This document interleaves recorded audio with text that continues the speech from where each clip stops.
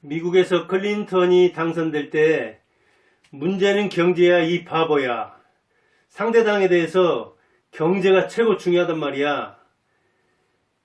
미국만 그런 게 아니죠. 한국에서도, 아니 국가가 아니라 가정에서도 직장에서도 경제가 중요하죠. 그런데 통계청에서 발표하는 두 가지 지표에서 경제 상황을 볼 수 있습니다. 고용 동향과 물가죠. 그런데 지난달 통계청에서 발표한 고용 동향을 볼 때 두 가지 특징이 딱 나타납니다. 자, 노인은 일하고 노인, 청년은 쉬고, 일하는 노인, 쉬는 청년. 이게 지난달 통계청에서 발표한 고용 동향의 요약일 수 있습니다. 자, 60세 이상이 몇 명이나 되는가? 약 60세 이상입니다. 60세 이상이 약 1468만입니다. 1468만. 그런데 그 중에 노동하는 사람이, 노동인구는 704만입니다. 그래서 48.3%가 일합니다. 노인들은 절반쯤이, 즉 60세 이상 절반쯤이 노동을 하고 있습니다. 고용률 48.3%. 그러니까 50%로 보면 되겠죠. 대략 봐서. 그러면 자, 청년들은 20대죠. 이제 막 대학 졸업했거나 아니면 취업 인구에 들어가는 고등학교 졸업해서 20대들이 청년이라고 볼 수 있는데, 청년 중에 청년이죠. 이 20대들은 고용 인구가 얼마나 되는가? 20대들은 354만이 고용되어 있습니다. 고용률은 60%입니다. 그러니까 일하는 사람들이 20대는 많을 것 같지만 그렇게 많지는 않습니다. 왜? 60세 이상은 되게 정년했다거나 아니면 건강하지 않다거나 아니면 노후를 준비했기 때문에 일할 필요가 없다거나 그런 사람들도 많이 포함되는 데가 거의 50%에 육박하는데, 한참 취업해야 할, 뭐 대학 다닌다든가 대학원 다닌다든가 이런 사람 저런 사람 제외하고겠죠. 취업해야 할 사람들 중에 60%가 고용되는데, 문제는 30개월째 이 20대 고용률이 줄어든다는 겁니다. 더 문제는 이 20대 중에 그냥 쉬었으면 뭐 이후 되지 않고 그냥 쉬었다 하는 쉬는 인구가 얼마나 되느냐? 계속 늘어나요. 작년 한 해만 해도 한 12만 안팎 늘어나는데, 이거는 계속해서 13개월째 증가하고 있어요. 쉬는 청년은 계속 증가세에 있다는 거예요. 그러면 여기 60세 이상들은 늘어나고 있어요. 3년 사이에 무려 100만이 늘어났어요. 노인 인구가 늘어나는 측면도 있지만 그보다도 노동하는 노인이 훨씬 더 늘어나고 있다는 거예요.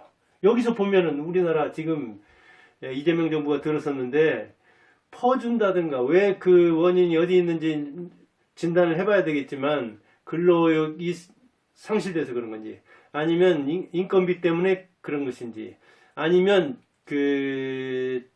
육아, 그 다음에 진로 진화, 즉 취업 자발성, 이런 것이 저하돼서 그런 건지, 아니면 의존하는 삶, 이 의존도 뭐 능력이잖아요. 의존하고자 하는 그런 뭐랄까요, 경향이 늘어나서 그런지 여러 원인이 있겠지만, 대별해서 20대는 쉬는 사람이 늘고 60세 이상은 일하는 사람이 늘어난다 하는 것이 지난달에 발표한 고용 동향의 키포인트입니다. 저도 58년 60대 후반 역시 일하고 있고 20대부터 쭉 일해왔습니다. 제가 29살 때 교사 첫 처녀 발령 받았으니까. 그래서 제가 해온 일, 이걸 통해서 그 직업 난이도를 한번 제 나름대로 얘기해 보겠습니다. 그냥 이게 이제 총체적인 걸 반영은 하지만 어디까지나 개인적인 판단입니다. 저 자격증은 면허증하고 교사 자격증. 그다음 학위는 학사, 석사, 박사 가지고 있습니다. 그리고 뭐 민간에서 나오던가요, 대학에서 주셨던가요? 하는 그 상담사인가 하는 자격증이 있던가 없던가, 그것도 자격증인가 수료증인가 뭔가 하나 있고, 분명한 자격증은 그러니까 두 개죠. 면허증, 교사 자격증. 그런데 시골서 빈농의 아들로 태어났기 때문에 농사는 지어봤죠. 지금도 동생이 농사 짓고 있고 시골에 어머님이 살아 계시기 때문에 자주 왔다 갔다 하죠. 농사 겨우 먹고 살죠. 진짜 돈벌이로는 힘들죠. 한 해 한 번 나오고, 또 이 풍용의 간극이 크고, 그 다음에 뭐 조금 모자란 나오면 금방 수입에 오고, 또 이 농작물이라는 게 시세의 변화가 크죠. 실제로 농산물 자체가 그리고 쌉니다. 제가 요새는 이제 사과를 사 먹는데, 사과 뭐 10kg 한 상자에 10만 원씩, 옛날에 2, 3만 원대를 생각하고, 제가 그 또 시골에서 과수원을 했었거든요. 그때 따다가 먹는 걸 생각하면은 참 어마어마하게 비싼데, 그러면서 또 그래, 이거는 얼마나 인건비도 안 되니까 캐낸 사람이 많은가, 또 병충해가 많은가, 이런저런 걸 생각하면서 그냥 국만 안 먹고, 안 사 먹으면 안 사 먹고, 사 먹으면 사 먹는데, 이렇게 농산물 사실은 그 고구마 같은 것도 지금 4kg인가 5kg 하는 게 한 2, 3만 원 되는 게 제 생각으로는 아마 10년, 20년 거의 비쌀 겁니다. 왜? 농사 짓는 사람은 그렇게 꾸준히 지어내고, 또 먹는 사람들은 뭐 고구마 하루에 한 해에 한 박스 먹던 사람이 2박스 먹고 어디 건강에 좋다고 해서 금방 막 늘리고 그러지 않잖아요. 그래서 농사 짓는 사람 일정하게 지어내고, 그렇게 농촌에 노인들만 사는데도 계속 지어냅니다. 그래도 그 멧돼지 잘 방어하고 병 안 들면 그냥 용돈 번다, 인건비 번다 생각하고 농사를 짓는 거죠. 얼마 전에 저도 또 고구마 가서 심고 왔는데 아무튼 멧돼지와 이제 또 전쟁을 벌여야 됩니다. 그거 지켜내려면. 농사 그렇고요. 교사, 제가 공립에도 있었고 사립에 있었는데, 교사 되면 먹고 살죠. 노후도 연금으로 보장이 되고, 그리고 교사에서 무능하다고 쫓겨난 사람은, 제가 학생 때도 안 받고 교사 때도 안 받고 한 사람도 교직에 쭉 있었는데 그런 얘기는 듣지를 못했습니다. 아무튼 그러니까 교사 되면, 교사뿐 아니라 공무원이 그렇죠. 공무원은 되면은 그게 생계 보장이 되는 거죠. 해고라는 건 뭐 거의 없잖아요. 공무원 쪽에도 있고 교직에도 있긴 있지만, 무능하다고 해서 그런 거는 뭐 부정이라든가 이런 거, 뇌물이라든가 이런 것 때문에 되는 수도 봤어도, 교사로서 자질이 없다, 무능하다 해가지고 잘리는 건 저는 듣도 보도 못했습니다. 그 다음에 강사 조교는 이제 일시적인 거니까 제가 대학에서 해본 거고, 그 다음 학원은 제가 좀 그걸 깎아 주어도 교사보다 정말 5배는 능력이 있어야 됩니다. 보통 교사들 나와서는 학원에서 생존하기 힘듭니다. 제가 이제 전주에서 해봤고, 뭐 논술학원을 이렇게 해봤는데, 그리고 학원을 열었다 하면은 자격은 뭐 대개 그냥 대학 나오면 할 수 있지만, 상위 한 30%는 안에 들어야 생계고, 또 노후까지를 생각하면 아마 상위 10% 정도에는 들어야 노후가 어느 정도 보장될까 말까 어려운 길입니다. 이게 자영업이니까. 학원은 참 이제 과목에 따라 저는 국어였기 때문에 그런데, 영어나 수학은 먹고는 살만하지만 더 치열하고, 국어는 아예 그러니까 학교에 있던 사람들 중에서 저처럼 이제 박사, 그 다음에 교수 노리다가 뭐 여기 전화가지고 뛰어든 사람 빼놓고는, 교직에 있다 나오는 애가 아주 우수한 사람들 빼놓고는 그래서 드물죠. 그 다음 제가 이제 해본 일이 그런 겁니다.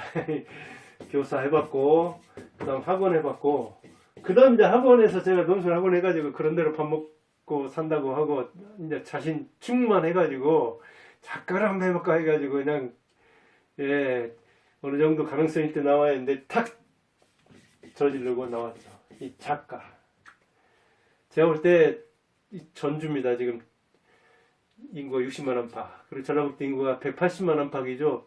전라북도의 전업작가로서 사는 사람이 몇 명 안 될 겁니다. 원래 신정일 선생, 김용택 선생, 강준만 전 교수, 뭐 제 머리로 생각이 안 나요. 한 100명이나 될까 말까. 아마 강주만 교수는 이제 연금으로 살지 글 쓰는 거는 먹고 살진 않을 겁니다. 그러나 그냥 쓰는 거고, 신정희 선생님도 그 인쇄로 될까 말까. 아마 김용태 선생은 뭐 유명한 시인이니까 아무튼 생각이 그렇게 안 납니다. 전업작가로서 사는 거는, 그래서 제가 볼 때는 한 10,000명에 1명? 0.01% 안에 들어야 한강 같은 사람 내지, 아마 전국 통틀어도 몇백 명 안 될 겁니다. 그런데 작가라고 하는 사람은, 아마 시인이라고 하는 사람만 해도 전라북도에 아마 몇백 명 내지 몇천 명 될 겁니다. 수필가, 시인. 저도 뭐 명색이 무명 작가라고 하고 책도 4권이나 써냈는데 돈 벌었냐? 못 벌었어요. 오히려 자비 출판을 거치고 하느라고 돈 꽤 들어갔지. 그거 원금도 못 건졌습니다. 작가로서 먹고 산다는 것은 뭐 이 글 쓰는 것뿐 아니라 음악 작가든 미술 작가든 작가로서, 전업 작가로서 먹고 산다는 것은 힘들기 때문에, 그래서 대부분 교직을 겸한다거나 학원을 겸한다거나, 그렇게 아니면 학교 이렇게 방과후라든가 뭐 이런 것처럼 알바를 안 하고 전업으로서 작가로서 먹고 사는 거는 거의 불가능합니다. 이렇게 어려운 줄 저는 몰랐어요. 학원에 그 성취감 붙들고 와가지고 내가 누구만 못 알아야 하고 뛰어들었는데 역시 그러지 않았습니다. 저 밥벌이 글밥 못 먹습니다.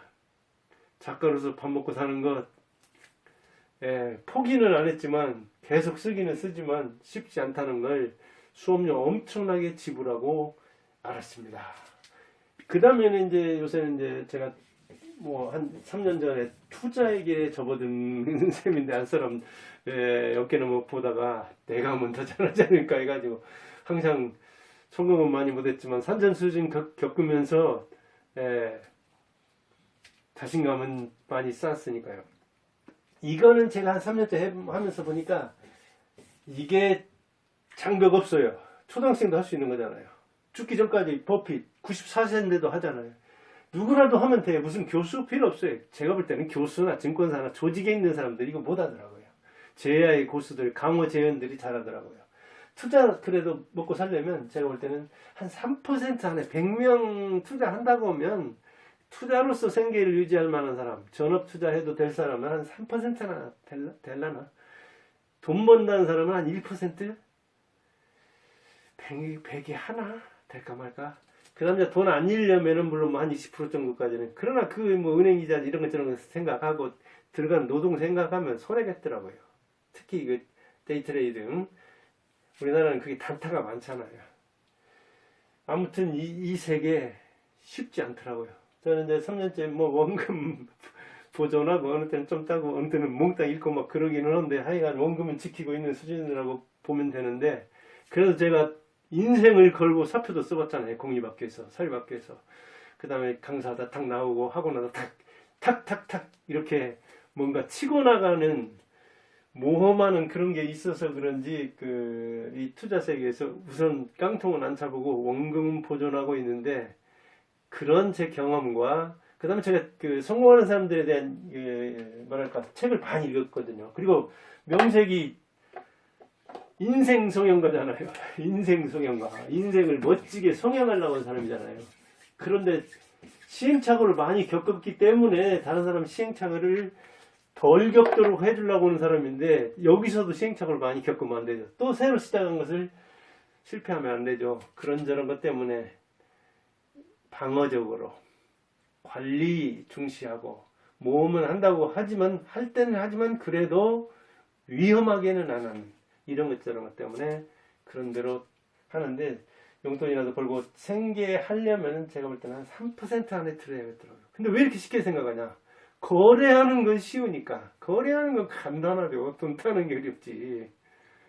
저는 이제 자영업 경험과 독서 경험, 학원을 해본 경험, 교사에서 사표 낸 경험, 시행착오를 겪으면서 성공과 실패를 겪은 그 경험 때문에 안 잃는 정도지, 돈 따려면 쉬운 게 아니겠더라고요. 누구나 들어올 수 있는 것, 그것은 어려운 거예요. 원래 식당 같은 게 그래서 어렵잖아요. 자, 그럼 이렇게 유튜버도 있잖아, 유튜버. 이거 유튜버 시작한 지도 지금 몇 년 됐나요? 굉장히 오래됐는데, 이제 수익이 나느냐? 수익 거의 구간에 오긴 왔는데, 이게 1000명 넘으면 되고, 그 대신 또 한 해에 4000시간까지 돼야 됩니다. 저는 1000명은 훌쩍 넘었지만, 4000시간 그게 안 채워져가지고, 수익을 못 내거든요. 이거 유튜브에서도 수익을 내가지고 좀, 이건 수익이 달러로 들어오거든요. 그러면 미국 투자하는 데 좀 도움이 돼야 되만, 아직 유튜버로서는. 그럼 유튜버는 어느 정도 돼야 하냐? 제가 볼 때는 한 1000명에 1명? 될까 말까? 유튜버 시작하면 아마 100명 시작하면 80명 이상 그만둘 겁니다. 8, 90명은. 저는 그냥 꾸준하게 하고 싶어서. 잘하는 일을 통해서 돈 벌면 좋은데, 잘하는 일을 통해서 돈 벌려고 할 때 너무 경쟁이 치열하면 이렇게 힘든 거고. 이런 거. 이거. 작가. 얼마나 좋아요. 작가 듣기도 좋고. 인쇄 오면은. 그러나 인쇄하는 과정에서 출판사 이것저것 생각하면 이것도 그렇게 낭만적인 직업은 아닙니다. 유튜브 역시 마찬가지고요. 투자가 오히려 잘하면 좋겠더라고요. 비대면 경기니까요. 그런데 이 대한민국 시장은 너무나 아수라장이더라고요. 아수라장이 이게. 그래서 저도 거의 9할은 미국으로 옮겼잖아요. 버핏하고 같이 놀려고. 한국은 이게 너무 단타 중심이고 너무 세력들이 뭐랄까 농간을 많이 하고 불투명하고 제도도 미흡하고 하여간 공급도 그렇고 그다음에 유동성도 그렇고 이런 것 저런 것이 마음에 안 들어요. 회사들도 그렇고 이제 어떻게 좋아질지는 모르지만 무슨 뭐 5천 포인트가 찍어졌지고 하는데 그게 말로 된다면서 10,000포인트 올려버리죠 뭐. 그게 쉬울라는 건지 한번 지켜봐야죠. 유튜버로서는 아무튼 돈 버는 거 그게 쉽지 않아요. 그냥 우리가 구경할 때 10만, 뭐 100만 이런 사람들 그만 시청하니까 그러지 쉽지 않다 생각보다. 모든 일이 아까 교사도 제가 쉽게 얘기했지만 교사 되는 것 자체가 얼마나 어렵습니까? 우리 때는 제가 이제 국립사대 나오면 다 과정 내줬지만 요즘은 제가 조교하면서 보니까 그때부터는 국립사대 나와도 임용고시를 거쳐야 됐거든요.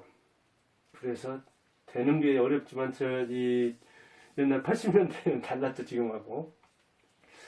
아무튼 쉬운 일은 없어요. 생각보다 3배 내지 10배는 어려워요. 그런데 자 60세 이상은 이렇게 자기가 일해서 자기 밥벌이는 해야 한다는 의식이 강한가 하면 20대들은 그런 의식이 부모 때문인지 국가 때문인지 이렇게 지원해 주니까 아니면 자신 때문인지 그리고 보육원이라든가 이런 데서라든가 아니면 부모가 이 국가의 지원을 받는 데서 자란 자녀들이 그걸 보면서 부모들의 태도를 담는 측면도 있고 아무튼 지원한다는 게 능사는 아니라는 걸 잘 알아야 되는데 이번 민주정부는 어쩔지 모르겠습니다. 그리고 그 지원을 해줄 자원이 있어야 되는데 세금인데 결국은 일하는 20대들이 이렇게 줄어드는데 그 세금을 어디서 걷는다는 얘기인지 이 노인들은 일자리가 양적으로는 많지만은 질적으로는 떨어진다는 이야기예요. 양적으로는 올라갔는데 질적으로는 저하된다고 그러더라고요. 왜? 전문성 있는 일을 하기에는 힘들잖아요. 60세까지. 60세까지 전문직에 종사 안 했는데 어떻게 노인 돼가지고 종사를 합니까? 의사들이 나이 제한 없으니까 저 요양병원이나 이런 데 보면 뭐 70대, 80대 저도 제가 사는 고향 진안인데 진안 거기 이렇게 그 병원도 보면 군립병원인가요? 거기도 보면 대학병원에서 이렇게 정년 퇴임했다든가 이런 사람들이 65세 넘어서 70세, 80대도 건강하면 의사들은 그렇게 하는 거지만 그런 전문성이 기존에 없는데 노인 일자리를 그런 데 구할 수 없는 거죠. 노인 일자리는 대개 보면 1년 미만 계약을 하는 그 정부 일자리 그런 게 많더라고요. 그러다 보니까 어떤 그 보건직 내지 그 사회복지직 그런 직군에 1년 단위 계약으로서 많이 나가더라고요. 그걸 볼 때 70대, 80대들은 아직도 일하는 자세가 돼 있고 자기 스스로 벌어야 한다는 거. 그런데 저는 요새 그 인생 성형가로서 뭘 많이 생각하냐면 본전 인생을 많이 생각합니다. 본전 인생. 이거 본전 인생이 얼마나 어려운가를 절실하고 또 절실하게 깨닫습니다. 본전 인생이란 건 뭐예요? 부모한테 받은 건 그만두고 국가에서 지원받은 건 어릴 때 받은 거 그건 그만두고 그 뒤로 성인이 된 뒤로 자립해서 자기 밥벌이를 자기 스스로 하고 가는 거예요. 그래서 국가에서 무슨 뭐 빚을 탕감받는다든가, 국가에서 우선 그 노후 뭐 노령연금이든가 그 70% 안에 드는, 그러니까 상위 30% 안에 들어야 돼요 일단. 그 다음에 무슨 탕감 받은 적이 없어야 돼요. 그러잖아요. 그 본전 아니잖아요. 빚인데 탕감해 주는 거니까. 그 다음에 70% 해당되는 그 사람들한테는 이 기초노령연금을 주지만 30% 안에 들면 안 주잖아요. 그러니까 30% 안에 들어야 되고, 그 다음에 전적으로서 어떤 그 뭐 타인한테나 국가한테 부채를 경감받은, 탕감받은 적이 없어야 되죠. 그 다음에 노인이 돼가지고 노인 병원이, 요양병원이든 요양원이든 갔을 때, 오늘 또 한 사람하고, 한 사람이 이제 그 동료들, 이렇게 같이 근무했던 사람들 이렇게 만났는데, 거기서도 이제 60대다 보니까 뭔 얘기예요? 부모들, 예, 친정, 시집쪽, 요양병원 하나 가면, 요양병원에 이를테면 뭐 100만 원 든다, 200만 원 든다, 또 이렇게 그 치매기가 있어가지고 다른 사람하고 같이 못 쓴다, 아니면 성격상 못 쓴다, 그래가지고 인실 들어가고 1인실 들어가고, 이게 같은 요양병원에서도 그 요양비가 차이가 크잖아요. 그 다음에 국가의 지원이 있냐 없느냐 이런 것 저런 것이. 근데 본전인생 하려면 어때요? 그때도 국가 지원 안 받아야 돼요. 그러면 자비 부담하거나 아니면 자녀들이 해야 하는 거잖아요. 이거 얼마나 어려워요. 일단 100만 원만 들어간다고 해보세요. 전 지금 장인 장모 그 다음에 어머니 셋이나 되거든요. 그럼 만약 요양병원에 있는데 1인당 100만 원씩 들어도 300만 원이잖아요.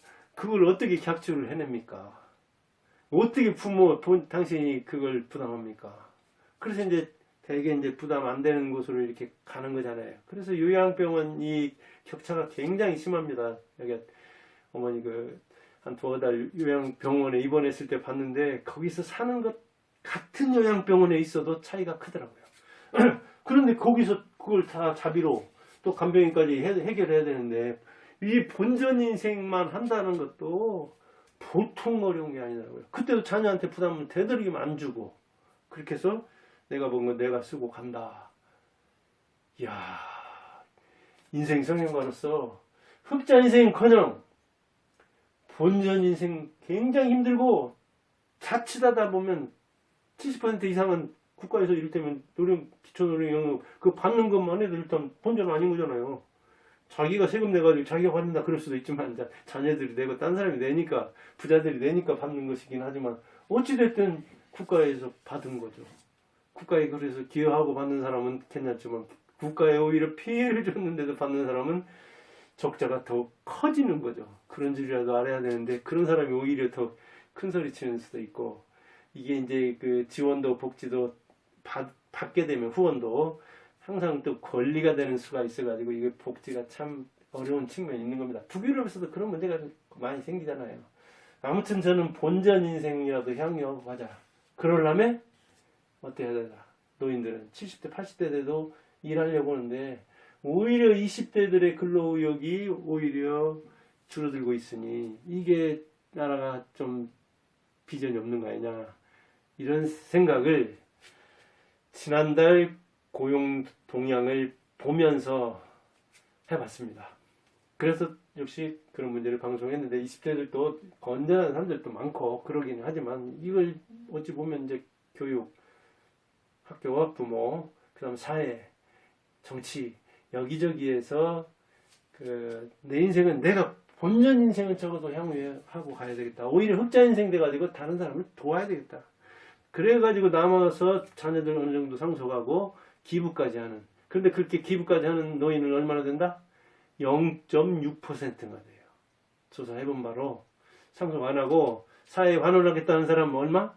0.6%입니다. 기부하려고. 그러니까 적자 인생이 많다 보니까 그런데 자기 재산을 기부하겠다는 사람, 사회에 환원하겠다는 사람은 생각부터가 0.6%예요. 근데 실현하는 사람은 더 적겠죠. 말할 것도 없이. 그냥 평상시에 생각하는 다 기부해야지 하는 거, 그 실현하는 거, 독한 마음 먹지 않으면 절반이라고 생각하죠. 0.3%예요. 1000명 있어야 거기 몇 명, 한 3명 있을까 말까. 기부자 드뭅니다. 그래서 그 사람들을 이렇게 그 선한 영향력 미친다고 해서 여기저기서 이야기를 하는 거죠. 그러니까 뭐랄까요, 좋은 소식이라고 해서, 좋은 소식은 또 좀 과장이 더 돼도 우리가 본받게 되잖아요. 자, 오늘 이야기, 일하는 노인, 쉬는 청년인데 일하는 노인, 더 열심히 일하는 청년이 되기를 바라면서 이 방송을 마칩니다. 감사합니다.